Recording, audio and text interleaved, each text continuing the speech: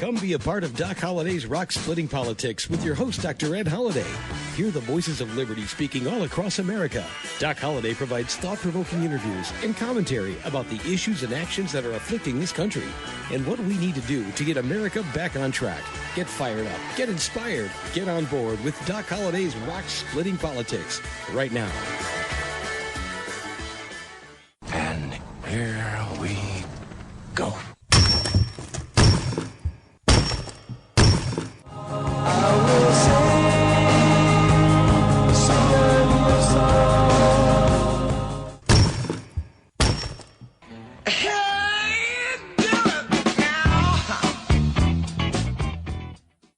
And once again, that's the sound of rock cracking. You got Doc Holliday's Rock Splitting Politics right here on webtalkradio.net. I'm your host, Dr. Ed Holliday, and we're going to get right into the show because the epicenter of the riots, the looting, what started in Minneapolis, Minnesota with the killing of George Floyd that we've covered earlier in shows. Well, we're going straight to the epicenter in Minneapolis, Minnesota, where Congresswoman Ilhan Omar is now the Congresswoman of Minnesota 5th District. And we have her challenger, Republican Lacy Johnson. He's African-American, running as a Republican, but he's getting some Democrat support from places he didn't expect. And one reason why is he's not a socialist. But Ilhan Omar is. Welcome to the show. And who is your opponent, Lacy?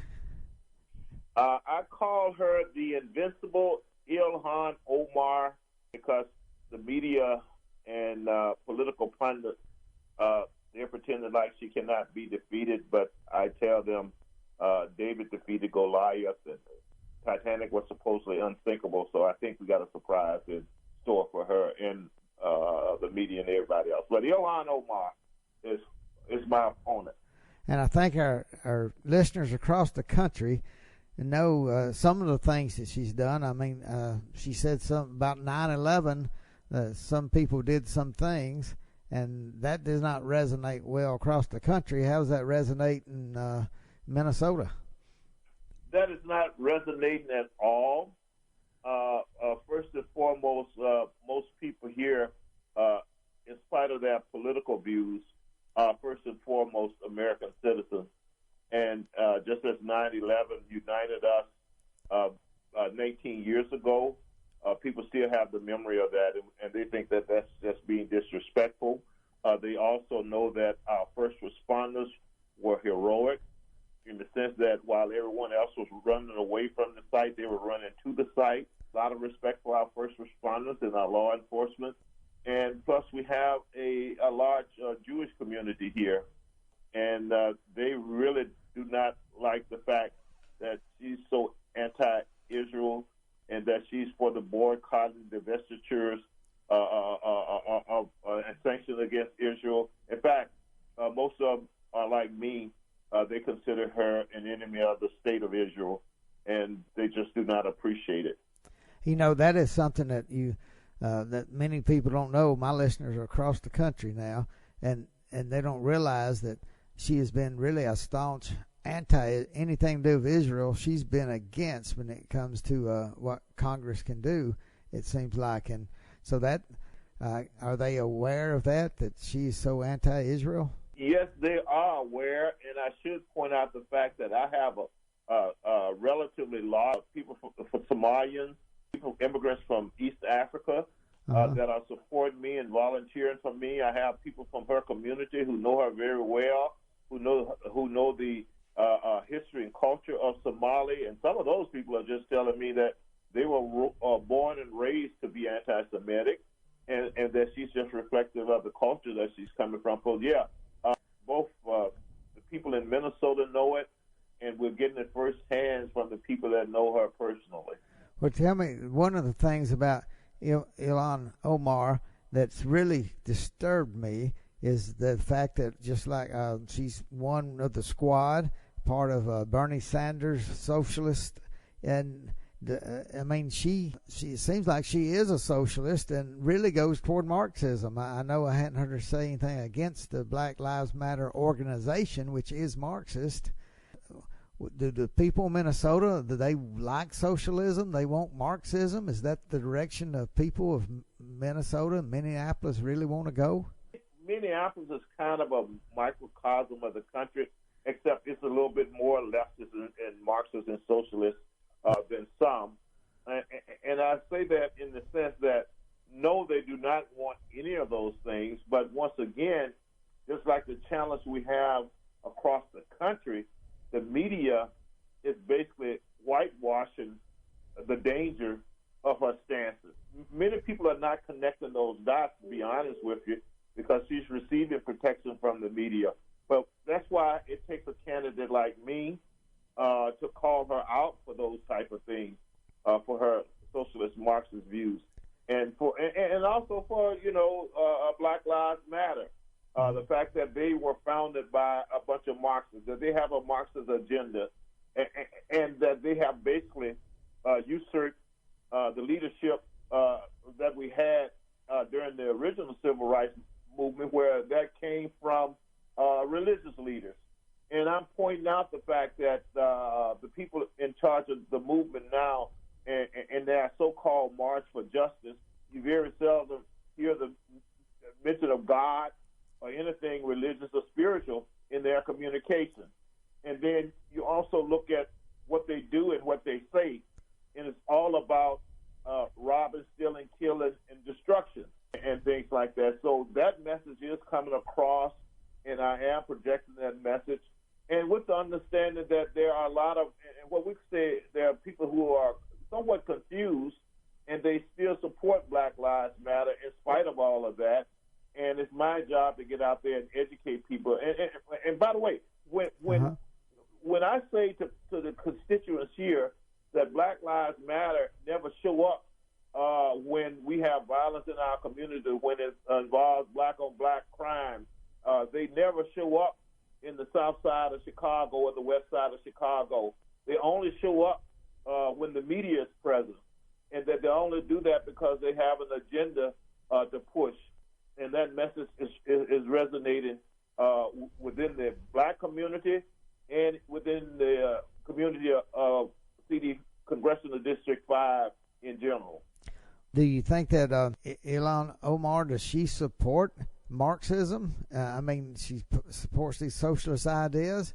And, I mean, do you think she's a devout Marxist? I mean, is she a coward when it comes to capitalism? Well, I know she wants to change the system, and I do know that she is not a supporter of capitalism, and I do know that the things she do and say leans towards a socialist, leftist, Marxist agenda. I can't read her heart, soul, and mind, but if I had to bet on it, I would agree with everything you just stated. Well, one of the things that I wish you could do is I wish you would have a debate with her. Is she sort of like a chicken to go to debate, or is she a coward, or will she not stand on stage with you? I think she is. Well, we're working to try to get it done, and we got some things to put some pressure on her to get it done. But so far, she has not done it, and I think she knows that what she has to say in her issues and things like that will not stand up in a debate environment. In fact, it's true with most Democrats that they can, as long as they got media protection between them and the public, where the media is picking and choosing and painting themselves in the most positive light, they can take all kinds of crazy stands, and they figure they don't have to debate. Makes her afraid of debate, and perhaps cowardly so, is that there'd be no one to protect her and to take things out of context. And they will see her for who she really is, and they will see the difference between my stance, my pro-American stance, my pro-free enterprise capitalism stance, my pro-individual liberty and freedom stance, my pro-democracy stance, and her stance is that all the opposites on all those different areas. Well, Lacy, I know all across America people what happened with George Floyd and a knee on the neck. I mean, it's just despicable. I don't know anybody that does not didn't. It just turned their stomach what happened, and yet with the looting and rioting and the things that have gone on, it concerns people about safety. Can we walk out in our communities? And you look at major big cities across America, and right there in Minnesota where you are, it's epicenter. So where do you see what do you see happen? What is going wrong? And he said, you mentioned something that's very important. I've talked to several civil rights leaders. Martin Luther King Jr.'s niece is Alveda King. She's a friend of mine, and we've talked about things. And some others that have marched with Dr. King were telling me that the riots, the pushing by Antifa and Black Lives Matter, the organization, is nothing like Dr. King would do. Dr. King, also John Lewis, they despised violence. They worked against any kind of violence, and yet we see organizations and people saying, you need to be violent to get attention, and I haven't heard your opponent say anything against violence. Has she come out and openly said that we need to support the police and not have violence? No, I think she's just taking the opposite viewpoint. I think she's supporting Antifa and Black Lives Matter in some of the riots and destruction that they're doing. Since the George Floyd killing, she has called for at first she called for the defunding of the police, and once she found out that wasn't not popular, and her other leftist Democrats, once they found out that wasn't popular, they went to the term demilitarizing the police. But, people are not dumb. They understand that she's playing a word game. So the community is strongly against that whole idea. The community knows that 99 or 99.9% of the police are good people. The community know people that's on the police force. And so, of course, they're not supportive of that. The community also knows that as a result, since the George Floyd killing has happened and creating this negative image behind the police, that we've had a significant rise in murders and gun violence. We've had a significant rise in home invasion and car hijacking.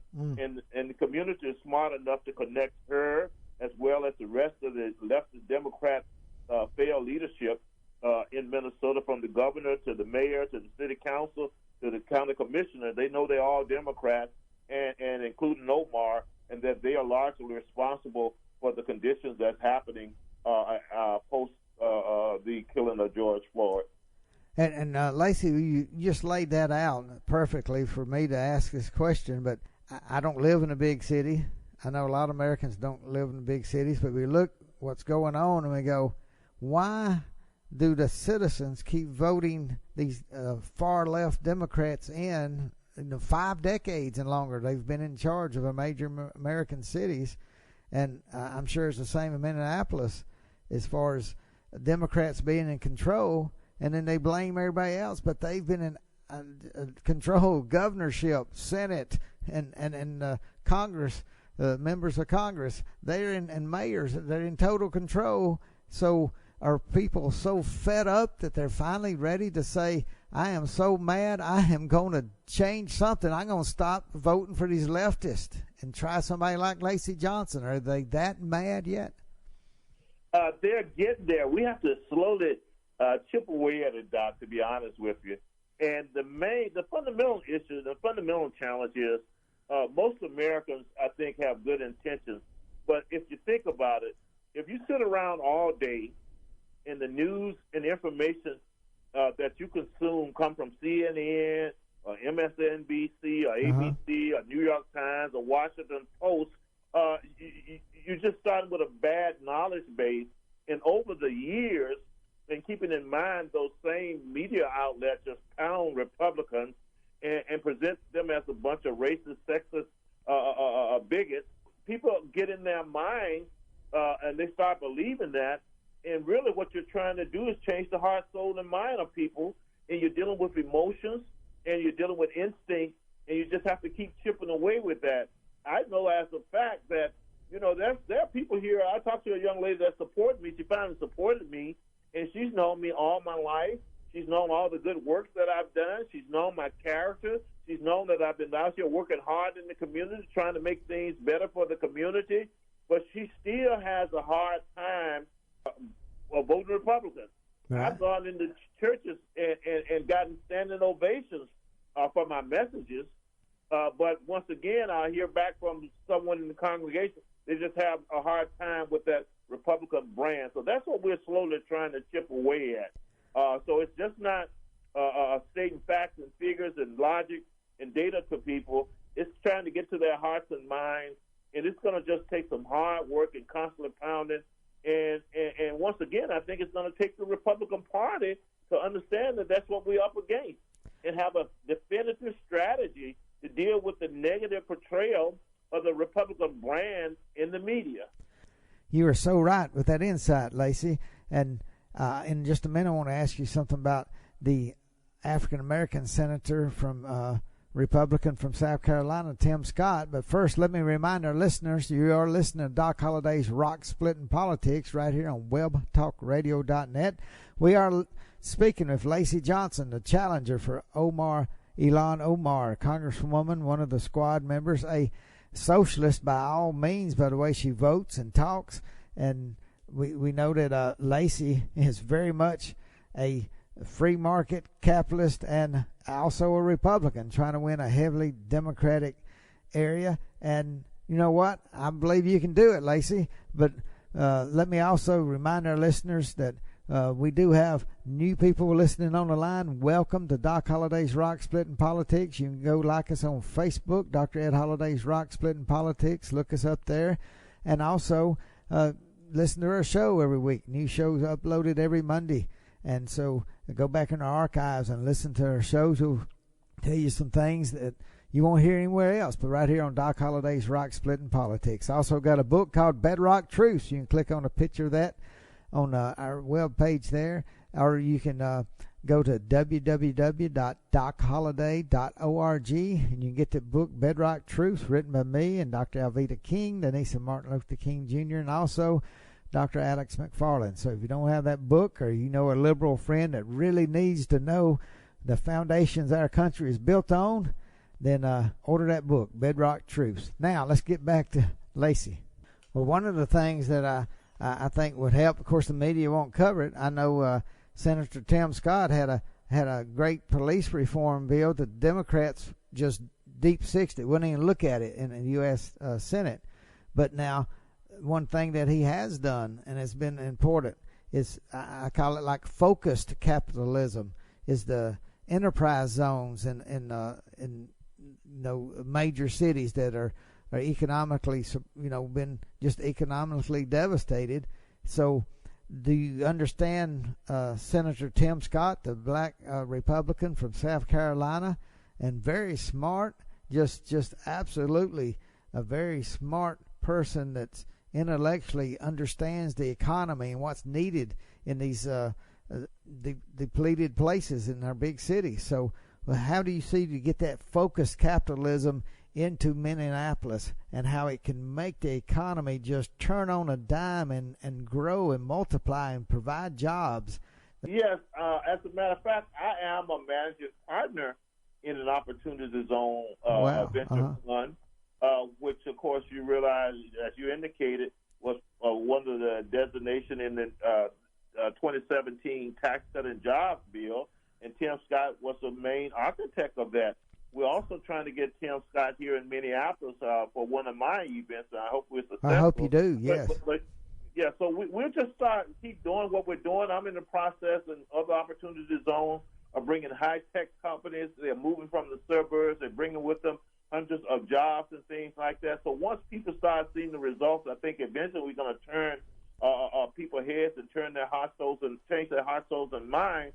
And one of the examples I use is that the support for President Trump and the Republicans jumped 9% after the Republican National Committee convention. Right. Once people were able to see for themselves and hear for themselves without the media filtering, taking things out of context, and painting the Republicans in the worst light. So I think, once again, we just need to keep working hard. We just need to get results, and eventually people will start seeing for themselves.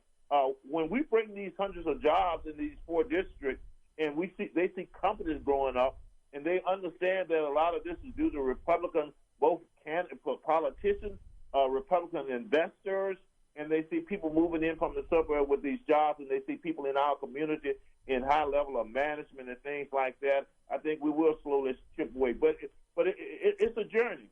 It's a process, right? And it's not anything that's going to happen soon. I think you probably saw the film Uncle Tom, where right. the Republicans, I don't think they really appreciate the opportunity that they have. I don't really think the Republicans fully appreciate that if they just invested a little money in people like me and candidates like me and the communities that we live in, and try to go against what people are hearing in the media, that they have an excellent opportunity to turn the inner city black community, people of color, poor communities, into the camp of the Republicans, especially when you add, of course, as you pointed out earlier, the history of the Republican Party and getting things done for people of color in our community. Well, Lacy, one of the things, and you mentioned it at the National Republican Convention, it was they had more African American speakers than they've ever had before at that convention. I know someone said it's more than any Democrat or Republican convention ever.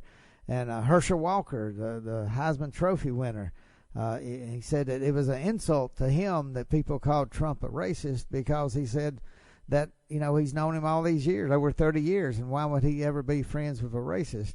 But we had other people bringing this out where, like I said, the media loves to use that term, and I understand so many African Americans feel like the Republican Party stands for racism, which is, and it's completely wrong. You wouldn't be in a party if it was. But you are right. It needs to fight against what the media and what the left-wingers want everybody to believe. But I did like one of the things, Herschel Walker, he said, not everybody liked the way Trump did things, but he said not everybody liked the way he ran over him on the football field either. And I remember Herschel Walker,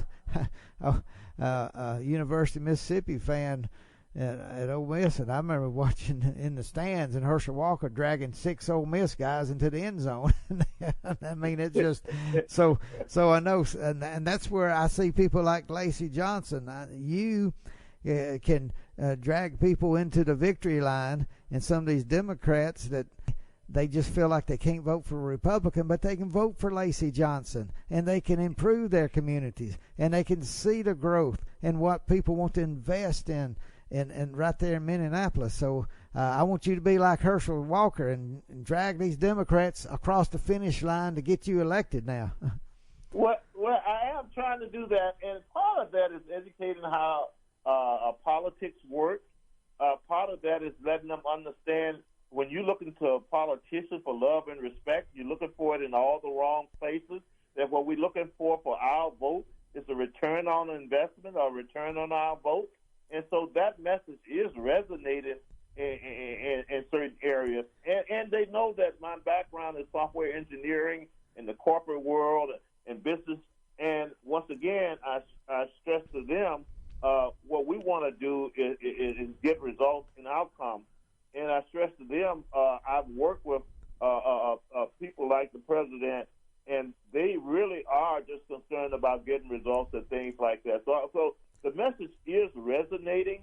And once again, if we can get people to start focusing on how have your life changed. And one of the messages I'm saying to people, look, I don't care whether it's a spouse, a friend, or whatever. If they've been telling you that they love and respect you for 40 years and they have not made a positive, measurable, visible difference in your life, you need to rethink where you're looking for your love and respect at. And so that message is basically resonating. Well, hopefully that'll give people the courage to vote Republican for the first time, many of them. I'll tell you what gives me courage. I love history. One of the parts of history that just really, it just makes me goosebumps get on my arms when I think about what it took, the courage it took for the 1st Minnesota Infantry. And you know what I'm about to say. And I hope everybody in Minnesota knows that history is such a beautiful story, how these about 260 men from Minnesota is on the second day of Gettysburg, right at the end of the day, and after furious battle all across the battle lines, and the fate of our nation was in the balance, and there at the end of the day, Robert E. Lee had sent, there was about 2,000 rebels. The Confederates found an opening in the line, the Union line, and there was a quarter, half a mile wide, and all they had to do was run through that, and it could have been disaster for the Union Army. They could have gone straight to Washington, D.C., and just handed a huge defeat. And, I mean, the nation could have been lost right there. But General Hancock of the Union Army, he saw those Confederates coming in, and they were going to split the Union Army. And he looked, and he saw only men he had. There was about 260 of the 1st Minnesota Infantry. And he told them, he gave them the order to charge. And they had to charge into those 2,000 rebels that were coming through. And they did, knowing it was going to be suicide, knowing that most of them weren't going to come back. And it saved America. It literally, they needed 5 minutes for Union reinforcements to come up, but he had to sacrifice those men. And the 1st Minnesota Infantry, they were willing, and they did. Out of that 260, I think it's less than 50 made it back. And they were willing, and that's why I know there's still patriots in Minnesota that love America, and they don't want to see us be socialist or Marxism. They don't want to see us go into socialism and Marxism, and so I hope you find those patriots. I know they're there, and I hope they can save America from the Marxism and socialism that's headed our way if we don't have some patriots that stand up and look for the truth and look through what all the media, the rhetoric, and the political ads. Look through that and see that Lacy Johnson and what you stand for and what you've been up there for all these decades, it counts. And we need patriots to stand up and find Lacy Johnson on the ballot and vote. I don't care if you never voted for Republican before. We got to stop this mess of socialism and Marxism headed our way. Well, I think you hit on another area where the leftists really are doing our country a disservice. In most cases, most public education, K through 12, college and beyond, they're not even teaching that type of American history anymore. In fact, they're not teaching any history or civics at all. It is a shame. A lot of these young people don't even know anything about that. In fact, if you notice, most of the people out in the streets rioting and things and committing destruction are young people who all their lives they've been basically brainwashed by the public school system where they don't know these facts. In fact, I think that every American, if the public school system was doing its job, everyone should study the Civil War. Everyone should watch that documentary, The Civil War by Ken Burns. Right. Once you do that, you get a whole different perspective on the progress that we made. You have a whole different perspective on race relationships because you know John Brown and what he did and what he did to start the Civil War. My middle name is Lee. You'll get a totally different perspective of General Lee, who was first offered the command of the Union Army. But in those days, honor to your state and allegiance to your state was more important than allegiance to your country, and how he struggled with that. And you see the type of person he was. And even if you don't agree with his stature, you will understand those people who do look at him a certain way. And I'm talking to you as a person whose middle name is Lee. And once I watched the Civil War, I started understanding why so many people down south had Lee in their name. And so, but once again, the public school system and pop culture and media, all those have combined to basically miseducate, undereducate the American citizen, and we need to do something about that also, Doc. Well, and Lee, say I called you Lee. Okay, Lacy Lee. and people, they can detect by my accent, I'm from Mississippi, and you grew up in Natchez, Mississippi. before you moved up to Minnesota. And see, if it wasn't for the first Minnesota Infantry, we wouldn't have this country we have. And I'm glad they had the courage. And here I am from the South saying, and I had relatives on both sides of the battle, but our nation, the nation that took down Nazis in World War II and fought off and won the Cold War and 2 World Wars. I mean, this is America has a role in the world history. I think God has given us a place to be. I'll just flat out say God has blessed America. And we got places like Minnesota and our inner cities that have not been blessed. They've had economic hardship. And one of the reasons is because they keep voting Democrats and left-wing policies for 50 years. But I believe God wants to bless America.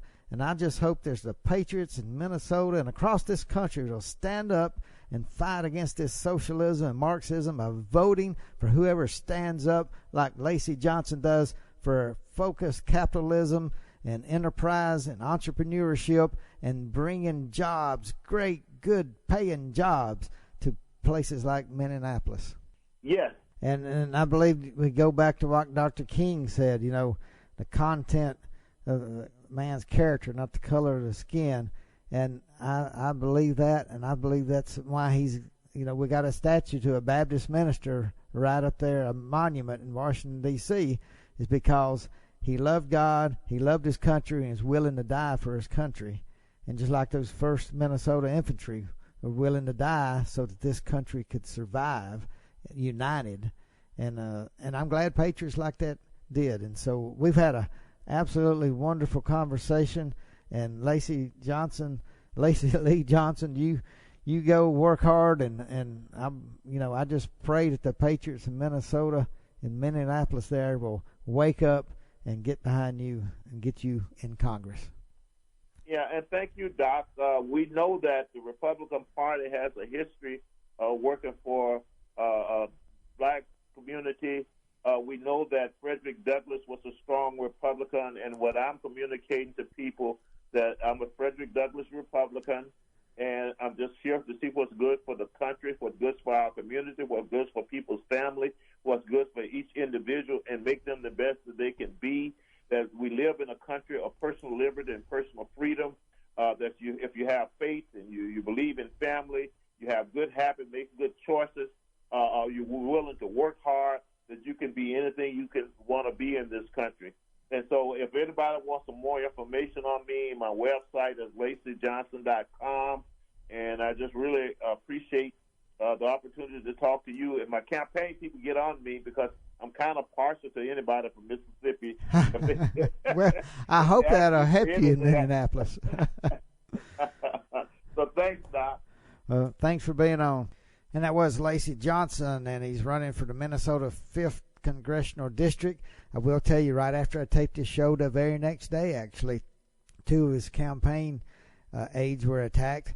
Probably not anything from the election at this point. They think it's just a random act of violence, which is horrible, but it shows you why we need to elect Lacy Johnson. There needs to be a change in Minneapolis. There needs to be a change there in a lot of major cities across America after 50 decades of liberal, leftist, democratic rule. Yes, there needs to be a change, and one of the aides was killed. A 17-year-old was shot and killed. Other ones injured, and it's just horrible that this crime rate is going up. And this is a city that wanted to defund the police and change everything about the police. That's Minneapolis. We need to change who is in Congress there. So pray for Lacy Johnson. Help him out where you can. And we'll see you next week on Doc Holliday's Rock Splitting Politics. Thanks for joining us today, and remember to listen again next week for another edition of Doc Holliday's Rock Splitting Politics. You can order Ed's new book, Bedrock Truths, by clicking on the book cover right in front of you on the screen, or visit DocHolliday.org. Thanks for listening, and we'll see you again next week.